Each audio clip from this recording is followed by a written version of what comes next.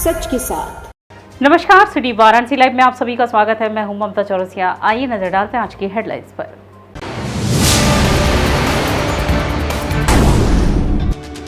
संतान की कामना के लिए लोलार कुंड में दंपतियों ने लगाई आस्था की डुबकी। पुलिस प्रशासन द्वारा जारी फरमान के खिलाफ काशी के टोटो चालकों का 2 दिवसीय हड़ताल, यात्रियों को हुई असुविधा। विद्यापीठ के छात्र मुकदमा वापसी की मांग को लेकर सड़क पर उतरे, किया चक्का जाम। और हरे कृष्ण हरे राम संकीर्तन सोसाइटी द्वारा 10 सितंबर से आयोजित किया जाएगा 3 दिवसीय श्री राधा अष्टमी महोत्सव, तैयारियां पूरी। और अब खबरें विस्तार से। काशी स्थित लोलार कुंड में संतान की कामना के लिए दंपतियों ने आस्था की डुबकी लगाई। सोमवार को सूर्य षष्ठी के मौके पर वाराणसी के भदैली स्थित लोलार कुंड में लाखों दंपतियों ने संतान प्राप्ति की कामना के लिए 50 फीट गहरे कुंड में स्नान किया। इस दौरान पति पत्नी एक दूसरे का हाथ पकड़कर डुबकी लगा रहे थे। लोलार कुंड में स्नान रविवार की रात 12 बजे से प्रारंभ हुआ। सुबह 6 बजे तक करीब 1 लाख श्रद्धालु स्नान कर चुके थे। यहाँ श्रद्धालुओं की लाइन 2 दिन पहले से ही लगनी शुरू हो गई थी। रविवार आधी रात में ही करीब 4 किलोमीटर लंबी लाइन लग गई थी। स्नान करने के लिए 24 घंटे तक का इंतजार करना पड़ा, तब जाकर स्नान का मौका मिला। आधी रात 12 बजे कुंड के लोलारकेश्वर महादेव की पूजन आरती हुई। इस दौरान पूरा परिवेश डमरुओं की डमडम से गूंज उठा। इसके बाद स्नान शुरू हुआ। कमिश्नरेट पुलिस लाखों की भीड़ को बखूबी नियंत्रित करती दिखी। सुरक्षा संभालने में 5 एडीसीपी और 8 सीओ लगे रहे। स्नान के लिए दूर दराज से श्रद्धालु शनिवार रात से ही आने लगे थे। लोलार कुंड के पास मुख्य मार्ग के दोनों ओर दूर तक बैरिकेडिंग की गई। आज सोमवार की सुबह 7 बजे तक स्थिति यह थी कि एक तरफ भदैनी से जंगमबाड़ी के आगे तक तो दूसरी ओर लंका तक लाइन लगी रही। सुरक्षा में लगे जवान कुंड में किसी प्रकार की भगदड़ न हो, उसके लिए एक साथ 50 लोगों को भेज रहे थे। मान्यता के अनुसार यहाँ पर स्नान के बाद आस्थावान लोग अपना पहनकर आया कपड़ा और एक फल का त्याग कर रहे थे। वहीं अगर स्नान के बाद उन्हें पुत्र या पुत्री रत्न की प्राप्ति हो गई तो फिर मुंडन संस्कार के लिए भी उन्हें यहाँ आना होगा। खास बात यह है कि आसपास के रहने वाले यहाँ पर कई लोग अपने रिश्तेदारों जैसे कि बहू, बेटी, दामाद, बहन, साला की पत्नी, दूसरों की बहन आदि के लिए भी मनौती मानकर आए थे।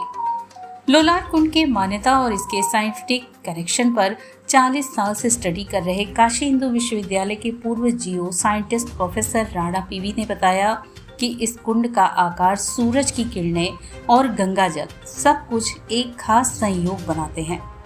1995 में हुए सर्वे के दौरान यह पता चला कि इस कुंड में स्नान करने के बाद 60% लोगों की गोद भरी है। यह लोग अपनी मनौती को पूरा करने यहाँ आते हैं।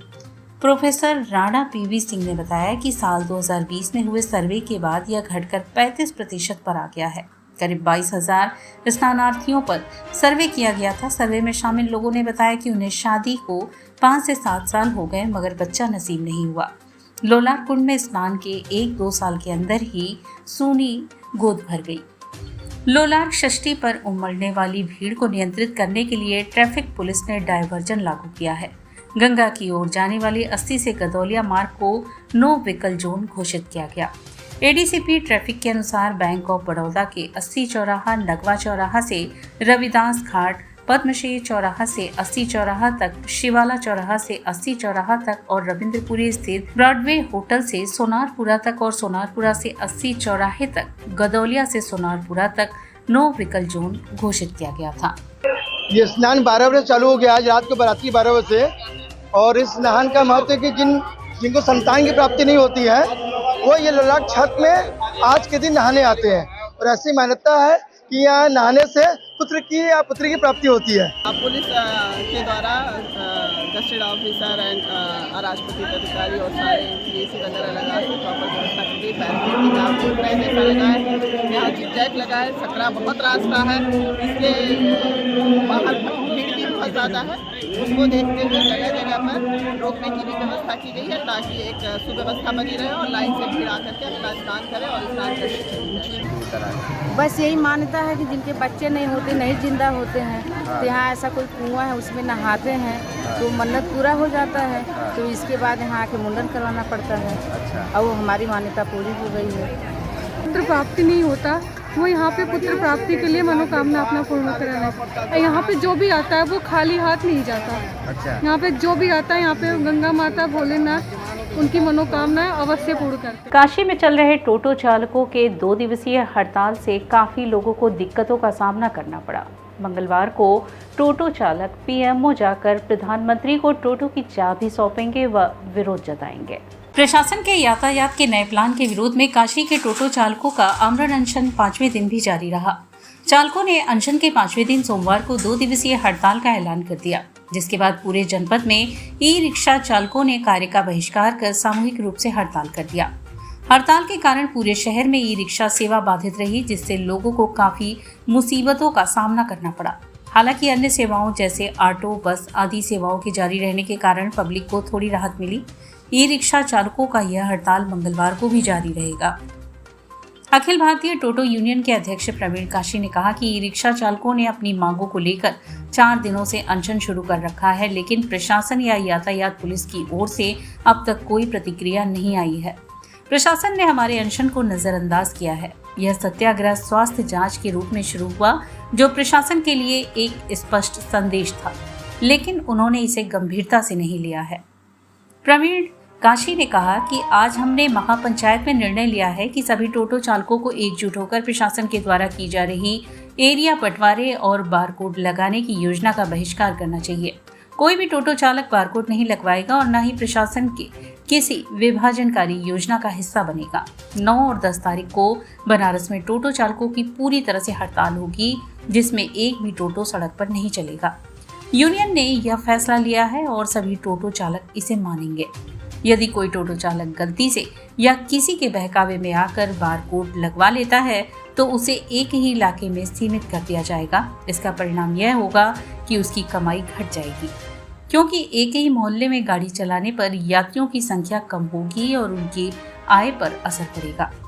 महंगाई के इस दौर में टोटो चालकों के लिए जीवन यापन कठिन हो गया है और इसलिए यह हड़ताल उनके अस्तित्व की लड़ाई है।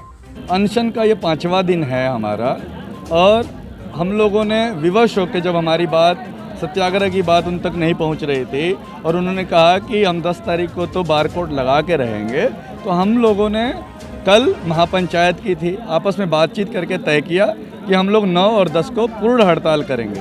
तो आज ई रिक्शा चालकों का पूर्ण हड़ताल था, कल भी हड़ताल रहेगा जब तक ये हमारी प्रशासन हमारी बात नहीं सुन लेती। हम लोग जो है ये आंदोलन जारी रखेंगे। हम लोगों ने तय किया है कि 11 तारीख को अगर ये नहीं मानते हैं तो सभी ई रिक्शा चालक चाबी लेके यहाँ से प्रधानमंत्री कार्यालय जाएंगे और प्रधानमंत्री जी को ये चाबी सौंप के वापस आएंगे। विद्यापीठ के छात्रों ने मुकदमा वापसी की मांग को लेकर सड़क पर उतरकर चक्का जाम किया। सिकरा थाना अंतर्गत काशी विद्यापीठ में पिछले दिनों छात्रों और फूल व्यापारियों में हुई मारपीट के बाद छात्रों के खिलाफ मुकदमा दर्ज किया गया था। इसको लेकर सोमवार को बड़ी संख्या में छात्रों ने परिसर में जबरदस्त तरीके से प्रदर्शन किया। उन्होंने सिकरा कैंट मार्ग पर चक्का जाम कर दिया। छात्रों ने उन पर दर्ज मुकदमों को हटाने की मांग की। प्रदर्शनरत छात्रों ने फर्जी मुकदमा वापस करो जैसे नारे लगाए। चक्का जाम की सूचना पर मौके पर डीसीपी काशी जोन गौरव बंशलवाल सिकरा थाने की फोर्स के साथ पहुंचे। उन्होंने प्रदर्शनरत छात्रों को समझाने बुझाने का प्रयास किया। छात्रों का कहना है कि हम लोग पिछले 25 दिनों से मानसिक रूप से प्रताड़ित हैं। छात्र 25 दिन से पुलिस अधिकारियों के चक्कर काट रहे हैं। हमारे नाम से फर्जी मुकदमा किया गया है, जिसे हटाने को लेकर हम लोग अधिकारियों के चक्कर लगा रहे हैं, लेकिन सुनवाई नहीं हो रही है। जब हम लोग 31 तारीख को धरना में बैठे थे तो एसओ ने कहा था कि मुकदमा वापस हो जाएगा, लेकिन आज तक मुकदमा वापस नहीं हुआ। हमें न्याय चाहिए और निर्दोष छात्रों से मुकदमा वापस नहीं हुआ। तो आज हम लोग विश्वविद्यालय कैंपस में बैठे, कोई अधिकारी हमारी बात सुनने नहीं आया, तो आज हमें गेट के बाहर मजबूरन आना पड़ा है। हम लोग यहाँ पर सड़क जाम किए हैं। जब तक आईजी डीआईजी नहीं आएंगे, जब तक निर्दोष छात्रों पर मुकदमा वापस नहीं होगा, ऊपर से बाहरी लोग आते हैं, काशी विद्यापीठ का गेट तोड़ देते हैं। वह गेट जो अंग्रेजों ने कभी नहीं तोड़ पाया। जब तक एक एक छात्रों पर मुकदमा वापस नहीं होगा तब तक ये आंदोलन चलता रहेगा। मंडी और छात्रों के बीच में विवाद हुआ था, तो उसमें मुकदमा कायम किया गया था और उसी में छात्रों द्वारा ये बताया गया था कि पूरा घटनाक्रम जो है वो गार्ड को बचाने के लिए हुआ था। उसी में जो छात्र थे उनकी जो डिमांड थी वो ये थी कि मुकदमा क्योंकि उनका करियर है आगे, उसको गुण दोष के आधार पे ही निर्धारण किया जाए। किसी गलत छात्र का नाम उसमें यदि आया हो तो उसको निकाला जाए। तो इसमें सबसे जहाँ मुकदमा है इसमें लोकेशन सबकी छात्रों को ली गई थी और जो यहाँ पे नहीं थे यूनिवर्सिटी में उनके नाम इसमें से निकाल दिए जाएंगे और इनको आश्वासन दिया गया है कि किसी भी छात्र का गलत नाम किसी भी छात्र का मुकदमे में नहीं आएगा और उज्ज्वल करियर को देखते हुए जो विवेचना का बिल्कुल गुण दोष के आधार पर ही की जाएगी।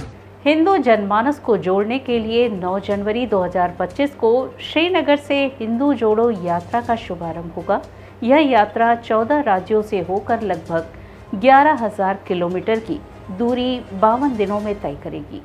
संपूर्ण विश्व में हिंदू जनमानस पर बढ़ते अत्याचार, भारत में हिंदुओं की सिमट की स्थिति एवं हिंदू धर्म में बढ़ते पखंडवाद व अंधविश्वास के खिलाफ हिंदू जनमानस में जागृत करने एवं हिंदुओं को सोए हुए स्वाभिमान को जागृत करने के उद्देश्य से आगामी 9 जनवरी 2025 से श्रीनगर के लाल चौक से कन्याकुमारी तक भव्य हिंदू जोड़ो यात्रा का आयोजन किया गया है। इस संदर्भ में सोमवार को वाराणसी में आयोजित पत्रकार वार्ता को संबोधित करते हुए गुरुदेव दत्त परंपरा की पीठ आदिनाथ संप्रदाय के पीठाधीश्वर महामंडलेश्वर डॉक्टर कल्कीराम महाराज एवं हिंदू जोड़ी यात्रा के उत्तर प्रदेश के संयोजक सुप्रसिद्ध समाजसेवी डॉक्टर सचिन सनातनी ने बताया कि आदिनाथ संप्रदाय की ओर से देश, ईश्वर और धर्म के प्रचार प्रसार के लिए जात पात में बटे हिंदू जनमानस को आपस में जोड़ने के उद्देश्य से आगामी 9 जनवरी 2025 को श्रीनगर के लाल चौक पर एक विशाल सार्वजनिक सभा के पश्चात भव्य हिंदू जोड़ो यात्रा का शुभारंभ होगा। हिंदू जोड़ो यात्रा के उद्घाटन के अवसर पर देश भर से आए हजारों साधु संत, महंत, महामंडलेश्वर, विभिन्न प्रदेशों के प्रमुख राजनेता, सामाजिक कार्यकर्ता, गणमान्य लोग उपस्थित रहेंगे।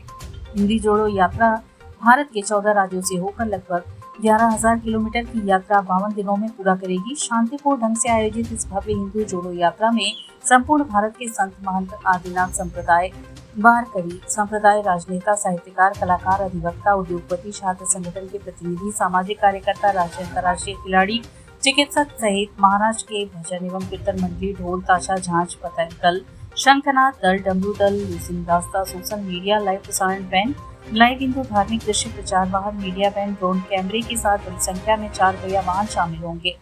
उत्तर प्रदेश में यात्रा मथुरा वृंदावन में प्रवेश करेगी। तत्पश्चात लखनऊ होते हुए अयोध्या के बाद सीधे धर्मनगरी वाराणसी पहुंचेगी। वाराणसी में हिंदू जोड़ो यात्रा के भव्य स्वागत के बाद यात्रा झांसी के लिए प्रस्थान करेगी।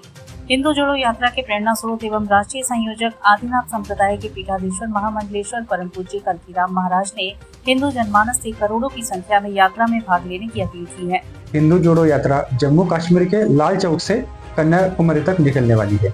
यह यात्रा लगभग 14 से 15 राज्यों से शांतिपूर्ण ढंग से निकलने वाली है और इस यात्रा में लाखों के संख्या में हिंदू समाज, साधु, संत, महामंडलेश्वर और विशिष्ट जन लोग उपस्थित रहने वाले हैं। इस कितने किलोमीटर की यात्रा है, किस तारीख को शुरू हो गया, मुख्य इसमें अतिथि कौन होंगे साधारण तौर पर? देखिए, इसमें सब सामान्य ही लोग हैं कि सामान्य जो हिंदुत्व में बिलीव करते हैं, सब जो हिंदू जोड़ने का प्रयास करते हैं, सब साधु समाज, संत समाज इधर एकत्रित होने वाला है। भामाशाह भारतीय जनता पार्टी द्वारा शास्त्रीय घाट पर बढ़ती ऑनलाइन शॉपिंग के विरोध में धरना प्रदर्शन किया गया।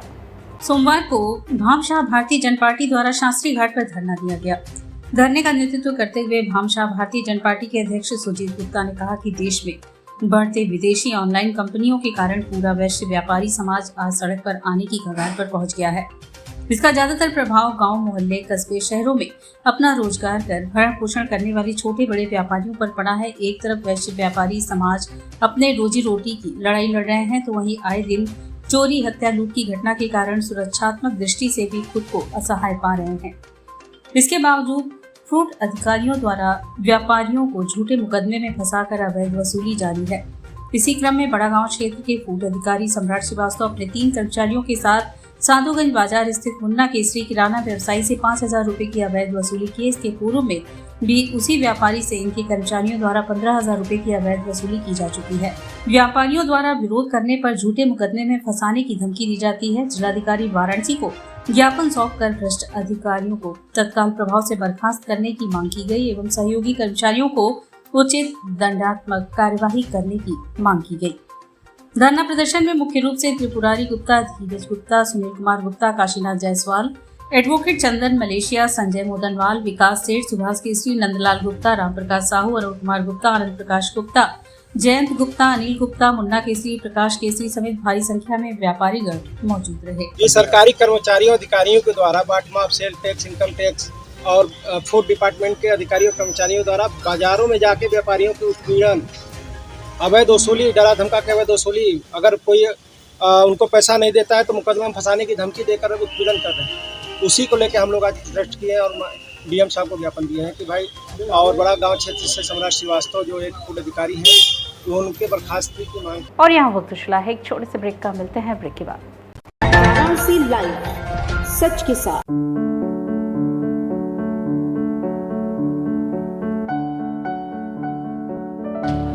माई campus,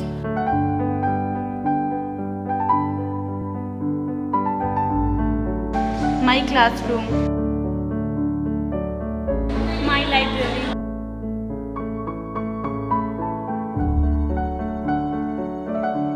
my lab, my computer lab,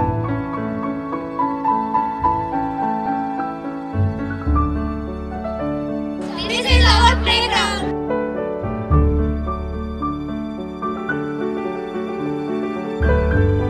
This is our college and we create our future over here. Mahatma Gandhi Kashi विद्यापीठ से संबंधित आचार्य सीताराम चतुर्वेदी महिला महाविद्यालय, डुमरी रामनगर, वाराणसी, बीकॉम एवं बीएससी की छात्राओं के लिए। वाराणसी लाइव, सच के साथ। और ब्रेक के बाद पुनः आपका स्वागत है।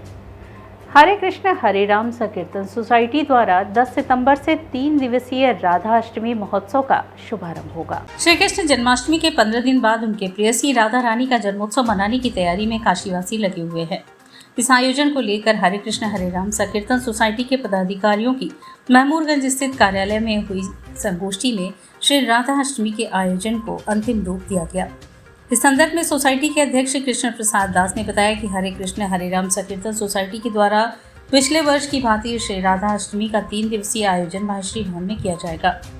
परम ईश्वर श्री कृष्ण की अंतरंग शक्ति श्री राधा रानी का प्रकट दिवस श्री राधाष्टमी के रूप में दिनांक 10 सितंबर मंगलवार से प्रारंभ होकर 12 सितंबर गुरुवार तक चलेगा। 3 दिनों तक चलने वाले इस समारोह में प्रत्येक दिवस श्री राधा गोविंद देव भगवान श्री जगन्नाथ बलदेव श्री सुभद्रा जी के विग्रहों का भव्य श्रृंगार किया जाएगा। वैदिक संस्कृति की प्रतीक तथा श्री राधा एवं श्री कृष्ण के प्रेम की सहायक श्री तुलसी महारानी का अर्चन तथा श्री कृष्ण एवं श्री राधा रानी जी के युगल अवतार श्री श्री चैतन्य महाप्रभु जी की आरती के साथ हरे कृष्ण महामंत्र का सामूहिक नृत्य गायन संपन्न किया जाएगा। श्री राधा अष्टमी का विशेष आयोजन 11 सितंबर को 2 चरणों में संपन्न किया जाएगा। प्रथम चरण प्रातः 11 बजे से दोपहर 1 बजे तक तथा द्वितीय चरण सायंकाल 6 बजे से आयोजित होगा। प्रत्येक दिवस श्री राधा कृष्ण श्री धाम वृंदावन पर आधारित नृत्य नाटिका का मंचन किया जाएगा। श्री राधा रानी के चरण दर्शन का लाभ श्री राधा अष्टमी महामहोत्सव 11 सितंबर को दोपहर 12 बजे महाआरती के बाद होगा। उसी दिन सायंकाल 108 व्यंजनों का भोग अर्पण किया जाएगा। 12 सितंबर गुरुवार को विशेष आयोजन होगा जिसमें सभी वैदिक पूजन अर्चन भजन तथा नृत्य नाटिका होगी तथा सभी के लिए विशाल भंडारे का आयोजन होगा। मातृशक्ति भक्त जनों को उनके विशेष योगदान के लिए सम्मानित किया जाएगा। भगवान कृष्ण को पाना है तो हमें सबसे पहले राधा रानी को हमें प्रसन्न करना पड़ेगा। तो हम लोग इस परंपरा के अनुसार हम लोग प्रति वर्ष राधा प्रकट अवसर के रूप में इसको मनाते हैं और इसको हम लोग 3 दिन मनाते हैं। तो प्रथम दिन के बाद में जब द्वितीय दिन होता है तो हम लोग 2 चरणों में कार्यक्रम होता है। एक 11 बजे से 1 बजे तक होगा जिसमें राधा रानी की प्रकट अवसर पर उनकी महाआरती होती है और पूरे वर्ष में एक ही बार श्री राधा जी का चरण का दर्शन होता है, उनको विग्रह का शिव विग्रह का दर्शन होता है। तो वो जिस दिन ये प्रकट अवसर होता है जिसको हम राधा अष्टमी कहते हैं उसी दिन मनाया जाता है और फिर उसके बाद में उनके प्रकट अवसर के जन्मदिन के अवसर पर जैसे हम लोग नंदोत्सव मनाते हैं, वैसे ही फिर हम धूमधाम से अगले तीसरे दिन ये उत्सव होता है जिसमें वैदिक कार्यक्रम हमारे होते हैं, भंडारा होता है और नियमित रूप से तुलसी महारानी की आरती होती है, चैतन्य महाप्रभु की आरती होती है। और शास्त्रों के हिसाब से, हमारे आचार्यों के हिसाब से जो चैतन्य महाप्रभु का आविर्भाव है वो राधा कृष्ण का युगल अवतार है। मतलब वो राधा जी के देह को लेकर के आए हैं और भावनाएं कृष्ण का लेकर के आए हैं। तो इस परंपरा में जो हमारे जो वैष्णव आचार्यगण हैं, इसलिए हम लोग युगल सेवा करते हैं, माने राधा कृष्ण की युगल सेवा हम लोग की जाती है। तो जो अर्चा विग्रह हमारे होते हैं उसमें राधा कृष्ण अवश्य होता है, लेकिन इस अवसर पर हम लोग जो आरती गाते हैं वो राधा कृष्ण की होती है। और इसमें विशेष रूप से एक उनकी स्तुति है राधा कृपा कटाक्ष। तो हमारे लगभग 22-24 माताओं के द्वारा उपाठन होगा और वो 6 के ग्रुप में होगा। वो 12 श्लोक है, हम 12 श्लोक प्रत्येक 6 एक ग्रुप होगा। तो प्रतिदिन 2-2 समूह करेंगे, मतलब 10 को 1-2 समूह करेंगे, फिर 11 को 2 समूह करेंगे, फिर 12 को समूह करेंगे और इस प्रकार से ये उत्सव संपन्न होगा। और राधा का रानी बरसाना, वृंदावन, युगल सरकार के स्तुति में, उनकी प्रशंसा में अनेक प्रकार के भजनों का गायन भी होगा। श्रृंगेरी मठ महमूरगंज में 20 अक्टूबर को प्रस्तावित वार्षिक अधिवेशन विप्र समागम एवं विद्वत सम्मान कार्यक्रम को लेकर केंद्रीय ब्राह्मण महासभा की बैठक हुई। केंद्रीय ब्राह्मण महासभा नगर निगम कॉलोनी आशुतोष नगर सिगरा की एक सामान्य सभा श्रृंगेरी मठ महमूरगंज में संस्था के अध्यक्ष नागेंद्र प्रसाद द्विवेदी की अध्यक्षता में संपन्न हुई। सभा में पूर्व सांसद एवं केंद्रीय ब्राह्मण महासभा के संरक्षक मंडल के सदस्य डॉक्टर राजेश मिश्र, केंद्रीय ब्राह्मण महासभा के संरक्षक मंडल के सदस्य एवं उत्तर प्रदेश सरकार के मंत्री डॉक्टर दयाशंकर मिश्र दयालु एवं केंद्रीय ब्राह्मण महासभा युवा मंच के संरक्षक महापौर अशोक तिवारी विशिष्ट अतिथिगण के रूप में उपस्थित थे। दीप प्रज्वलन पूर्व सांसद डॉक्टर राजेश मिश्र, महासभा के संयोजक सतीश चंद्र मिश्र, अध्यक्ष नागेंद्र द्विवेदी, महामंत्री चल्ला सुभाष शास्त्री एवं अनूप दुबे आदि द्वारा किया गया। नए सदस्यों का सम्मान महापौर द्वारा किया गया। स्वागत भाषण संयोजक सतीश चंद्र मिश्र एवं धन्यवाद ज्ञापन अध्यक्ष द्वारा किया गया। उत्तर प्रदेश सरकार के मंत्री दयालु, पूर्व सांसद राजेश मिश्र, महापौर अशोक तिवारी, पूर्व प्राचार्य रामाश्रय शुक्ल, अनंत कुमार मिश्र, प्रोफेसर हरिप्रसाद दीक्षित, कन्हैया त्रिपाठी एवं केदार तिवारी, राजेंद्र दुबे, महंत बबलू मिश्र ने ब्राह्मण संस्कार को अक्षुण्ण रखने, हर तरह के मतभेद के ऊपर उठकर केंद्रीय ब्राह्मण महासभा द्वारा दिनांक 20 अक्टूबर को प्रस्तावित वार्षिक अधिवेशन विप्र समागम एवं विद्वत सम्मान कार्यक्रम को सफल बनाने हेतु हर तरह का सहयोग करने का आह्वान करते हुए हर तरह का सहयोग करने का भरोसा दिलाया। अतिथियों का सम्मान चल्ला, अन्नपूर्णा प्रसाद, राजीव झा, के.एन. पांडे, आशुतोष ओझा, श्रुति प्रकाश त्रिवेदी, सचिन सनातनी, धर्मेंद्र त्रिपाठी, सुमित पाठक एवं सुधीर मिश्र आदि ने किया। संचालन शिवदत्त त्रिवेदी एवं श्रीराम त्रिवेदी ने संयुक्त रूप से किया। अभी बहुत काम करने की आवश्यकता है। यदि समाज को आगे ले चलना है तो उस पर बहुत काम करने की आवश्यकता है और निकट भविष्य में हमें विश्वास है कि लोग उस पर मिलजुल के काम करेंगे। और यदि ब्राह्मण एकजुट होगा तो हमें लगता है देश मजबूत होता है। ब्राह्मण कोई जाति नहीं है, ब्राह्मण व्यक्ति का मस्तिष्क है। और जब व्यक्ति का दिमाग श्रेष्ठ रहता है, आगे रहता है, तो देश समाज पर उसका असर पड़ता है। हमें पूरा विश्वास है कि आगे आने वाले दिनों में भारत के अंदर इसका लाभ लोगों को मिलेगा। 20 अक्टूबर को राष्ट्रीय अधिवेशन होने जा रहा है। उसमें पूरे देश के हमारे ब्राह्मण समाज के लोग आएंगे। हमको डॉक्टर राजेश मिश्रा जी का, दयालु जी जो हमारे संरक्षक सदस्य हैं, और हमारे जो है अशोक तिवारी जी जो मेयर, 3 को आज इस कार्यक्रम में आना था। रास्ते में लोग आ रहे हैं। कार्यक्रम में निश्चित रूप से जहाँ बर्तन होता है, खटपट होती है, लेकिन दिल का में कोई बलाल किसी में नहीं होनी चाहिए। सब मिल के काम करें, यही आज के जो हमारा कार्यक्रम है उसका मुख्य उद्देश्य है। आयुष मंत्री डॉक्टर दयाशंकर मिश्र दयालु ने गठिया एवं उन्नत शोध केंद्र का उद्घाटन किया। राजकीय आयुर्वेद महाविद्यालय एवं चिकित्सालय वाराणसी में आयुष मंत्री डॉक्टर दयाशंकर मिश्र दयालु द्वारा गठिया एवं उन्नत शोध केंद्र का उद्घाटन किया गया। इसके साथ ही स्वामी विवेकानंद युवा सशक्तिकरण योजना, डिजी शक्ति योजना के अंतर्गत मोबाइल और टैबलेट वितरण कार्यक्रम का आयोजन एवं व्यायामशाला का भी उद्घाटन किया गया। कार्यक्रम में बतौर मुख्य अतिथि आयुष मंत्री डॉक्टर दयाशंकर मिश्र दयालु का स्वागत महाविद्यालय के प्राचार्य प्रोफेसर शशि सिंह ने पुष्प गुच्छ देकर किया। कार्यक्रम का शुभारंभ भगवान धन्वंतरी के पूजन के पश्चात किया गया। इस अवसर पर आयुष मंत्री ने आयुष विभाग द्वारा चलाए जा रहे विभिन्न जन कल्याणकारी योजनाओं से लोगों को अवगत कराते हुए कहा कि प्रदेश में जीर्ण शीर्ण अवस्था में पड़े 1000 से ज्यादा आयुष अस्पतालों को आयुष आरोग्य मंदिर में परिचालित किया गया है। कहा कि प्रदेश सरकार द्वारा आयुर्वेद डिस्पेंसरी को Ayush health and wellness centre के रूप में उच्चीकृत किया जा रहा है। आयुष टेलीमेडिसिन के माध्यम से विशेषज्ञ द्वारा प्रदेश की जनता को घर बैठे निःशुल्क आयुर्वेद परामर्श दिया जा रहा है। प्रत्येक वर्ष सैकड़ों चिकित्सकों की चिकित्साधिकारी के पद पर नियुक्ति की जा रही है। कहा कि 250 से ज़्यादा वेलनेस सुसट व नेचुरोपैथी हॉस्पिटल में परिवर्तित किया जाएगा। कहा कि आज केरल को हेल्थ टूरिज्म की दृष्टि से देखा जाता है और हमारा प्रयास है कि निकट भविष्य में उत्तर प्रदेश भी स्वास्थ्य सेवाओं में अग्रणी भूमिका निभाते हुए आयुर्वेद चिकित्सा पद्धति को जन जन तक पहुंचाया जाए। उन्होंने कहा कि आयुर्वेद प्राचीन चिकित्सा पद्धति है और आयुष विभाग अपने इस प्राचीन पद्धति से ज़्यादा लोगों को लाभान्वित करने के लिए नित्य नए प्रयास कर रहा है। उन्होंने कहा कि एलिफेंटाइटिस हाथी पैर का इलाज यहाँ पर पिछले साल से ही हो रहा है, लेकिन अब प्राचीन चिकित्सा पद्धति के साथ साथ अत्याधुनिक तकनीकों की सहायता से मरीज को जल्द आराम मिलने लगा है। इसके साथ ही डिजिटल इंडिया के उद्देश्य को सफल बनाने पर उन्होंने कहा कि उत्तर प्रदेश सरकार ने स्वामी विवेकानंद युवा सशक्तिकरण योजना डीजी शक्ति योजना शुरू की है, जिसके तहत स्नातकोत्तर के छात्रों को टैबलेट प्रदान किया गया।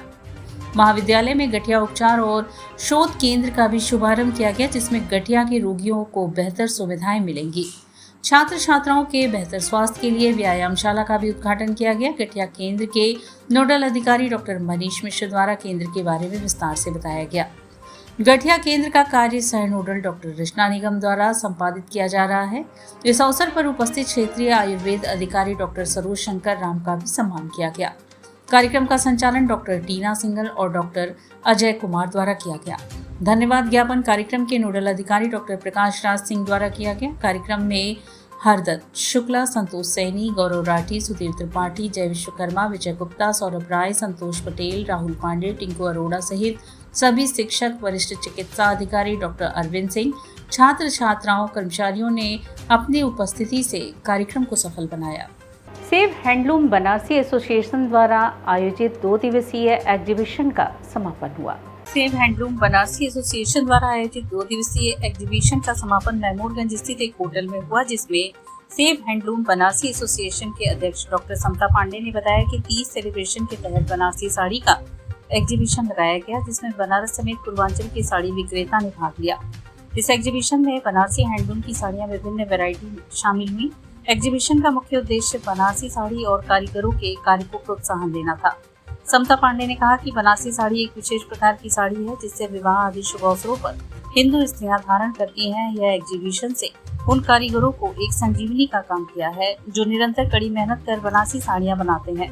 लेकिन आजकल के मॉडल युग में हमारी कुछ माताएं बहनें मॉडल कपड़ों को पहनकर हमारे भारतीय परिधान को भूल रही हैं। उसी के तहत यह एग्जीबिशन लगाया गया है। इंटरेस्टेड है, मैं लाइव वीडियो को मैंने बंद कर दिया है। लाइव पे लोग मेरे साथ पूरी तरह कनेक्टेड थे और सभी जो है बहुत ज़्यादा सारे ही स्टॉल्स की बहुत ज़्यादा प्रशंसा कर रहे थे। और ये प्राइस है, जो बनारस का जो अपना बेसिक प्राइस है सारी साड़ियों का, वो लोगों को बहुत ही आश्चर्य हो रहा था, बहुत कम लग रहा था। 10,000, 20,000, 30,000, 40,000 ये बहुत कम लग रहा है बाहर के लोगों को। और बेसिक प्राइस ये लोग बढ़ाकर भी नहीं बताते हैं, इतना ही बताते हैं और उसमें भी 10 से 20% तक डिस्काउंट दिया जा रहा है और साथ में इंस्टॉलमेंट की भी सुविधा है। इंटर डिस्ट्रिक्ट किक बॉक्सिंग प्रतियोगिता में वाराणसी को चैंपियनशिप का खिताब मिला। चंदौली किक बॉक्सिंग एसोसिएशन द्वारा 7 सितंबर से चल रहे 2 दिवसीय inter district kick boxing championship का आयोजन लक्ष्मी पब्लिक स्कूल मुगलसराय चंदौली में आयोजित किया गया। यह प्रतियोगिता कैडेट, जूनियर और सीनियर के अलग अलग भार वर्ग में 72 स्वर्ण पदक के बीच मुकाबला था। वाराणसी के खिलाड़ियों ने जोरदार प्रदर्शन करते हुए 72 में से 48 स्वर्ण पदक पर अपना कब्जा जमाते हुए वाराणसी को चैंपियन बनाया। उक्त जानकारी देते हुए जिला किक बॉक्सिंग संघ के अध्यक्ष गोपाल सेठ ने बताया कि इस प्रतियोगिता में 12 जिलों के 352 बालक एवं बालिका खिलाड़ियों ने प्रतिभाग किया। दूसरे स्थान पर चंदौली टीम उप विजेता बनी। स्वर्ण पदक जीतने वाले कुछ खिलाड़ियों के नाम निम्न हैं: अंजलि पटेल, प्रार्थना क्षेत्री, अनुष्का सिंह, प्रीति चौहान, प्रिया यादव, ओम राय, परचे क्षेत्री, रजत शाही, रुद्राक्ष सिंह, आर्यन कुमार सिंह, आयुष थापा, आयुषी मिश्रा, प्रथमेश यादव, शिवम सेठ, ईशु विश्वकर्मा, शशांक शेखर, अक्षत पाल आदि थे। और इसी के साथ सिटी वाराणसी लाइव का यह प्रसारण यही समाप्त होता है। ममता चौरसिया को दे इजाजत। नमस्कार।